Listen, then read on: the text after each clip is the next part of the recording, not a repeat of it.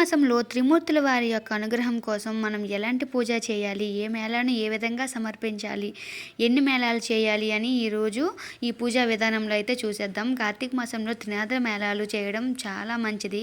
ఆదివారం రోజు ప్రతి ఆదివారం కూడా చేస్తారు త్రినాద మేళ. లేదంటే ఎవరికి ఏ రోజు వీలైతే ఆ ఆదివారం అయితే త్రినాద మేళాని సూర్యాస్తమయం ముందు మనం చేసుకుంటాం. ఆ పూజ ఎలా చేయాలనేది ఈ వీడియోలో అయితే చూసేద్దాం.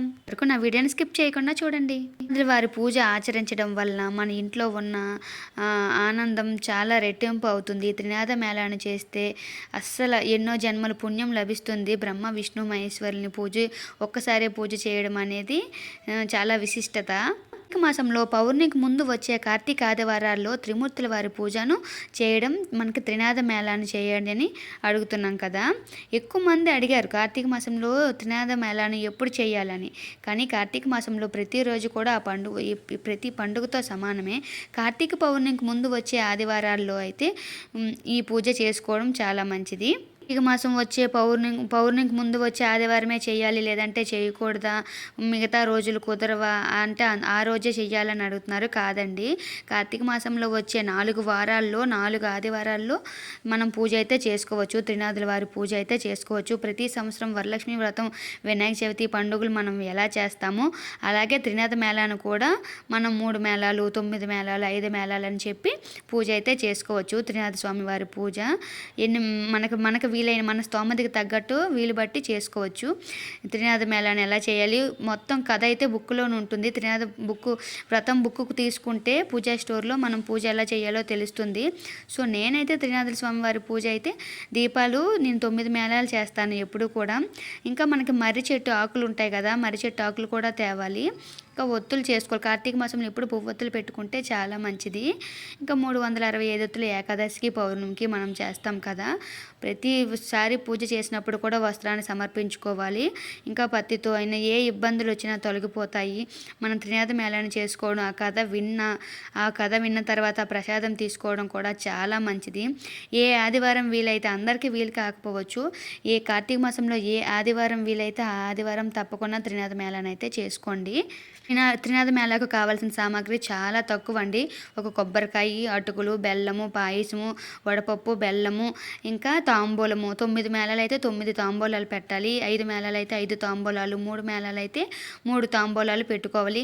నేనైతే పిండితో దీపాలు అయితే పెట్టేసుకున్నాను. కానీ మా ఊర్లో అయితే ఒక మట్టి తెచ్చుకుంటాం, పొలం నుంచి మట్టి తెచ్చుకొని ఆ మట్టి ప్రమిదలు చేస్తాము. మట్టి చిలుకలు అంటాము.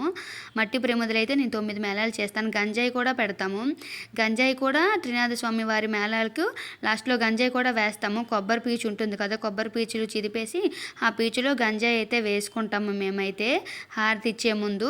ఇంకా త్రినాద మేళాకి మనం ప్రసాదం ఇలా పెట్టి త్రినాద పూజ అయిపోయిన తర్వాత పూజ కథ విధానం ఉంటుంది కదా, ఆ కథ చదివేసిన తర్వాత మనం మన పూజారికి దక్షిణ ఇచ్చుకోవాలి. లేదంటే కథ చదివే వాళ్ళకి మేము దక్షిణ ఇచ్చి కాలుకి దండం పెట్టుకొని ఆకు చెక్క దక్షిణ ఇంకా ఒక తాంబూలం అయితే ఇవ్వాలి.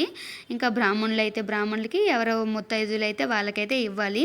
ఇంకా వచ్చేసి మట్టితో అయితే మట్టి చిలుకల్లాగా మట్టి ప్రమిదలు చేస్తాం. గంజాయి చేయడానికి కూడా పచ్చిదే కాల్చిన ప్రమిదలు అయితే వాడకూడదు. త్రినాద మేళాకి పచ్చి ప్రమిదలే వాడాలి. అది చాలా మంచిది. వీలైన వాళ్ళు దానితో పూజ చేసుకుంటేనే చాలా మంచిది. ఇంకా చెంబుతో 3 ఆచమనంకి వాటరు, 3 దేవుళ్ళకి 3 అయితే పెట్టుకోవాలి మనమైతే. నేనైతే పూజ ఇలా చేసుకున్నాను. మా ఇంట్లో పూజ అయితే త్రినాద స్వామి వారి పూజ. నేను ఇప్పటి వరకు నాకు తెలిసిన తర్వాత నేను త్రినాద మేళాన్ని తప్పకుండా చేస్తాను. కార్తీక మాసంలో మా అమ్మ వాళ్ళు కూడా త్రినాద మేళా చేస్తారు. ఏదో ఒక వారమే చేస్తారు. అది పౌర్ణమికి వచ్చే వారం అని కాదు, ఏ వారం వీలైతే ఆ వారం అయితే చేస్తారు. ఆదివారం, కార్తీక సోమవారాల్లో ఆదివారం అనేది త్రినాద మేళా తప్పకుండా చేయండి.